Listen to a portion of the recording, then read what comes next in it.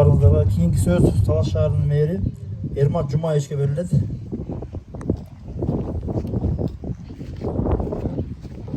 Assalamu alaikum.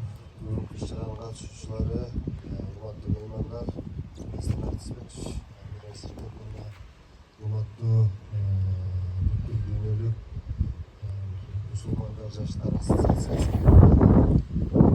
Негизи бүгүн мен Талас шаарынын атынан жана жеке өзүмдүн атымдан ушул иман комплексинин курулушуна салым кошкон адамдардын баардыгына ыраазычылык билгизим келет. Аллах Таала сиздерден ыраазы болгон болсун. Мындай иман борборлору Кыргызстаныбыз боюнча көбөйө берсин. Сөзсүз түрдө мечит болгон жерде ар дайым бир иман, бир коркуу сезим, туура мамиле деген нерселердин баары тең жаралат экен. Аны менен биргеликте бир эле мечит болбостон ал жерде окуу борбору, үй-бүлөлүк дарыгерлер борбору да болуп атканы да бизди кубандырат.